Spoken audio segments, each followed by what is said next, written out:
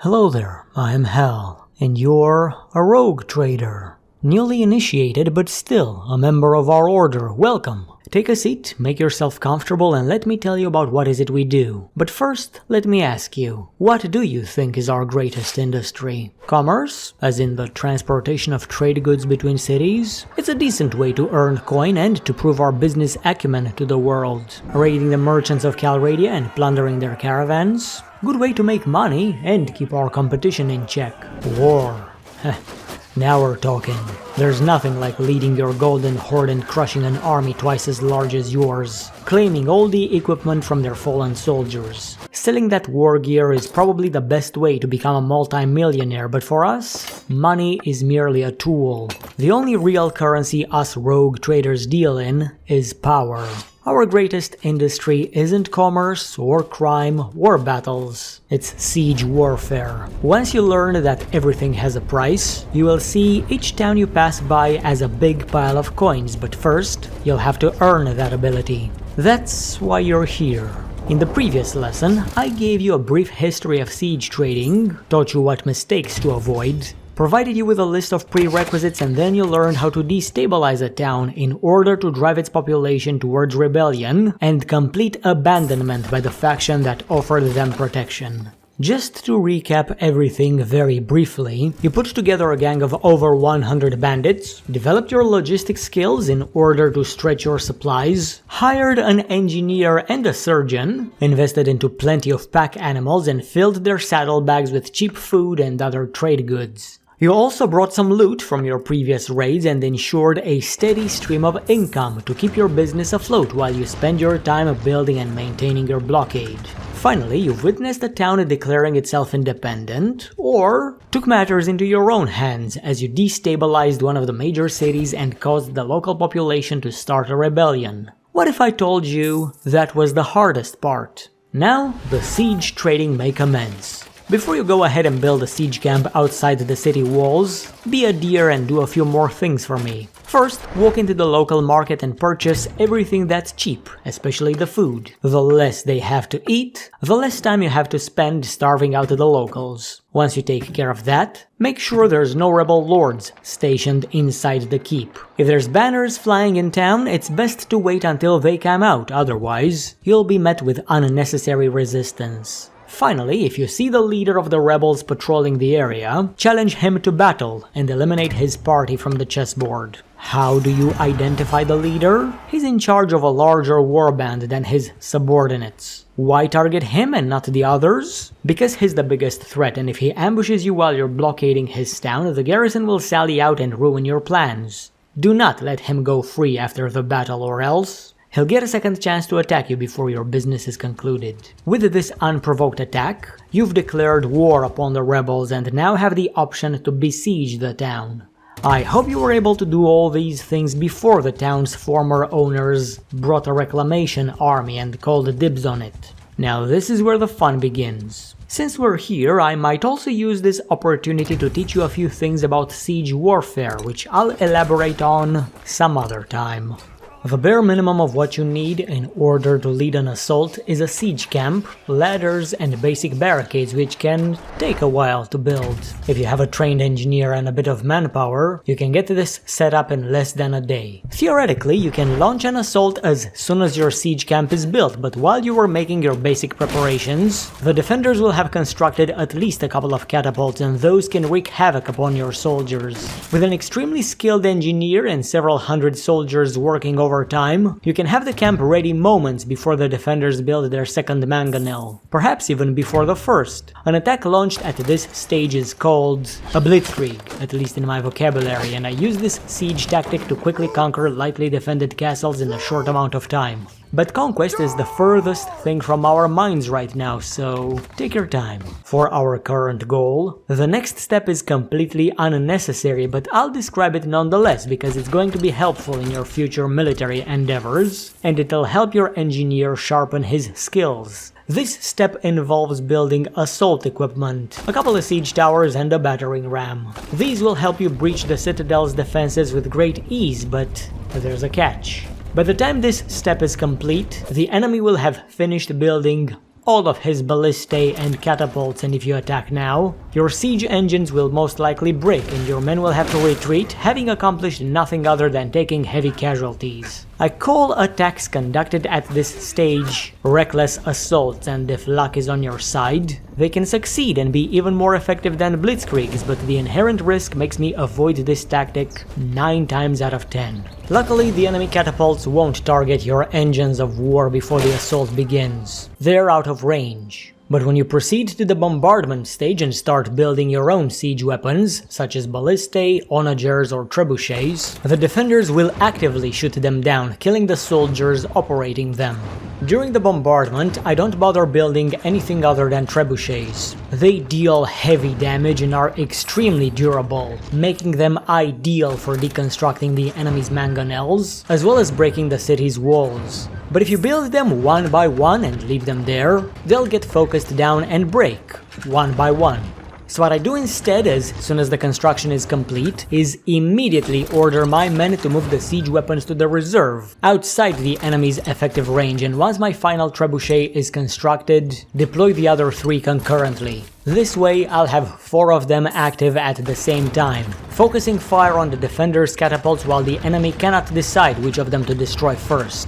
The bombardment stage can last for as long as you want it to. If you're planning a clean assault, wait for your trebuchets to clear the enemy's siege weapons and then charge forth with your twin towers and battering ram, without fear of getting them destroyed. Alternatively, you can keep the bombardment going for months if you so desire. The longer you spend chucking 90-kilogram boulders over a distance of 300 meters, the easier your assault becomes. In this particular instance, we're going to keep the siege going for at least a month, and in the meantime, we'll keep the trebuchets firing. After some time, the walls will crumble and you will no longer need towers to climb them. So what are you waiting for? Into the breach! Not so fast, bucko. Not this time.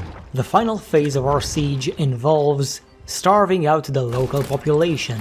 Don't worry, they won't die off. Not all of them. I mean, even if you keep the city blockaded for an entire year, the militia is still standing, which means that most locals won't starve to death. They'll find all sorts of stuff to keep themselves alive. Pigeons, pig feed, cats, rats, and each other, and in all that time, they'll refuse to share with the garrison, who will slowly wither away.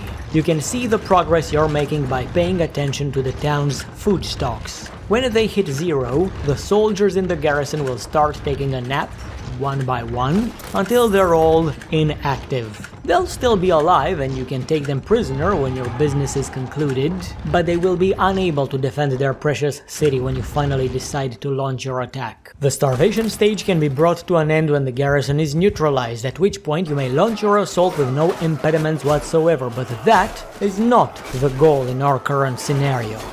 No. Have you not been paying attention?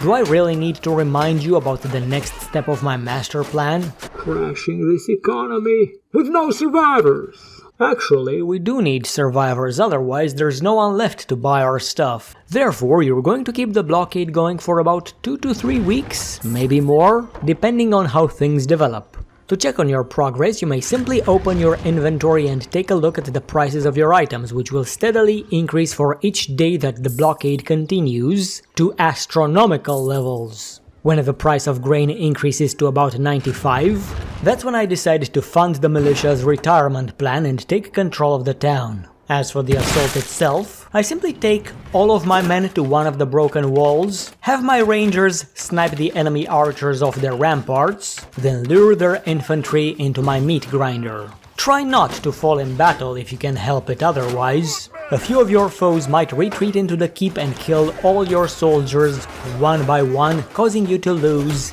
everything. Your cargo, your fighters, your freedom, and your progress. I'm warning you because that's what happened to me at some point. When the city is seized, you have 3 options. I advise that you show mercy, otherwise, your men will wreck important buildings in the city, and in order to rebuild them, you'll have to invest 10 times more money than you've plundered. But if you don't care about the town's prosperity or value, you can choose to devastate it. This will have a severe impact on its loyalty, and the locals may soon rebel against you. Why would anyone want that? Rebel farming. Remember, we go through all this effort not for the money, but to build a reputation as the most cutthroat trader on the continent. Siege trading will bring a lot of XP for this skill, and maybe you don't want to wait for months in between each naturally occurring rebellion. Therefore, you can cause your own town to rebel against you over and over again in order to exploit its economy. I personally don't want to do that. In my experience, cities declare their independence all the time, and I like traveling, but that's besides the point. Also, rebels may sometimes choose to join one of the big factions, even while their city is under siege, and this can invalidate all your efforts. Anyway, after you've chosen the fate of this town, it's time to actually sell your stuff. Guess what? There's several options for how to do this as well. Don't you love how many options I'm giving you? So many choices to make. I hope you won't develop a severe case of analysis paralysis. Giving this video a like is also a choice you can make, if you appreciate the advice I've shared thus far. Anyway, the most direct way to proceed is to sell everything you've brought into the local market. If you need money quickly, it's the best thing you can do, but I advise you start with the most expensive and low volume items that are currently in your inventory, because the price will steadily decrease the more the local supply increases. In this extreme example, the town of Varcheg has 0 dinars, but I can still see the money I would be getting for the items I'm attempting to sell. Grain is worth 96 dinars a piece, so if the price stayed constant, I'd be getting a total of 144,000 for the 1500 units I have for sale. However, after selling just 10 sacks of grain, the price already dropped to 69 per unit. After 100 units, it got lowered to 26, and after 550, the value plummeted below the average selling price. That price keeps decreasing for every unit you sell, and if I dump all 1500 units of grain into the market, from the 144,000 I was expecting, I'll end up with a mere 17,113, or an average of 11.4 dinars per unit. Considering I bought it for under 7 dinars, that's still a decent profit, but after the effort we went through, decent isn't good enough. And I'm not referring to the amount of money that we get, because this is not about the money, it's about the trade experience. Selling directly to the city, within reason, is a decent way to get experience and earn a fair amount of coin. But as caravans and villagers pour into the town, you'll find that the prices stabilize rather quickly and you may not be able to develop your trade as much as you are hoping to. The second option is to forget about the town altogether and ride out to its nearest bound village, where you will sell your items for only 60% of the price you'd get in the city. ...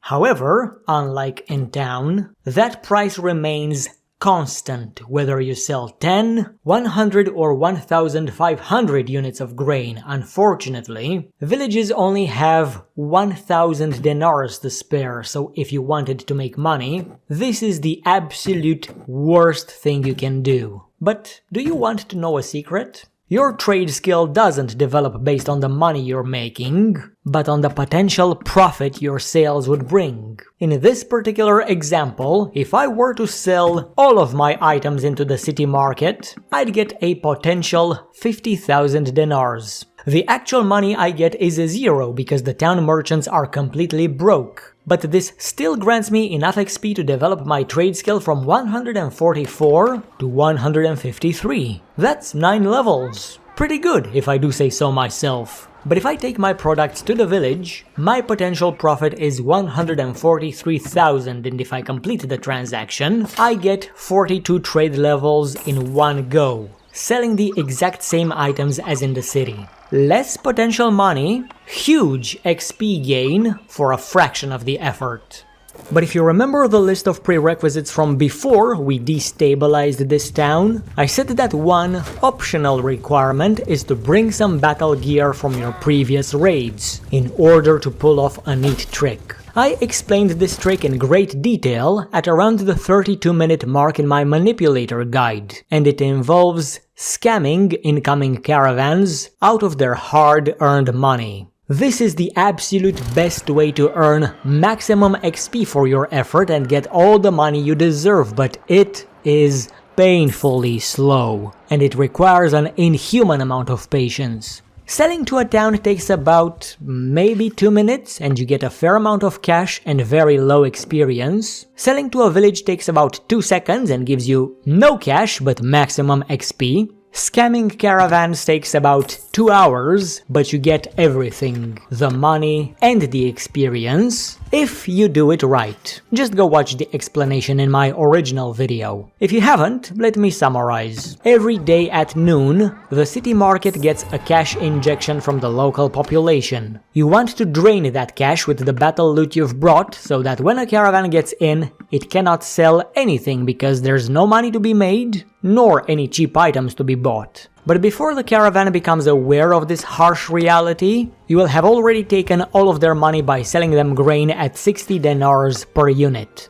They were expecting to sell it at 97, that's why they were willing to buy. If you do this to every passing caravan, and you do it carefully, it will be worth the effort. And if you're not an Iron Man, save every morning in case you make a mistake. I personally choose to sell the expensive, low-volume wares directly in town, and then simply give the high-volume, cheaper items to the nearest bound village. Since I own that village, I get to collect the taxes from the money it generates by selling the stuff I donated, and after about a week, when they've brought a ton of stuff into town, I go to the village and buy back everything that's left at an extremely cheap and fixed price, which will earn me even more XP when I sell them to the next town I besiege. Maybe I lose some cash up front, but I make most of it back through other means. The rest, I consider it to be a worthwhile investment into my reputation as a ruthless merchant.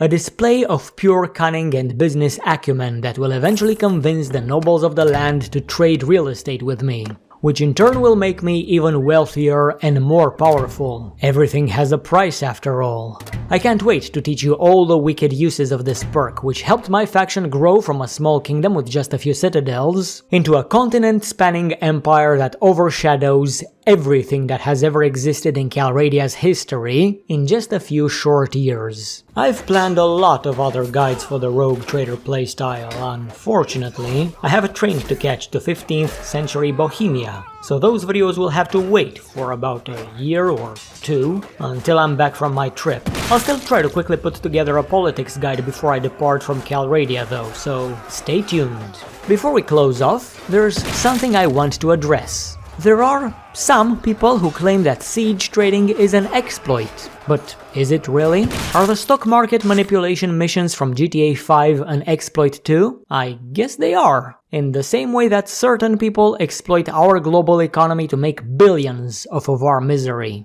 So, is siege trading an exploit? Yes. Should the developers fix it? No, because it's realistic and doesn't break the laws of thermodynamics. In fact, I think siege trading, despite its brutality and mercilessness, is a beautiful showcase of how seemingly unrelated game mechanics intertwine to create a unique experience. An experience only available in a true sandbox. Do you agree? Disagree? Leave a comment and I'll discuss it with you. Also, make sure you subscribe to the channel if you want to see Halsey Lion become Dancy Lion. More details in my announcement video linked below. Anyway, we're done for now. Thanks for watching, I hope you've found this guide helpful, and I'll see you next time. Goodbye, lads.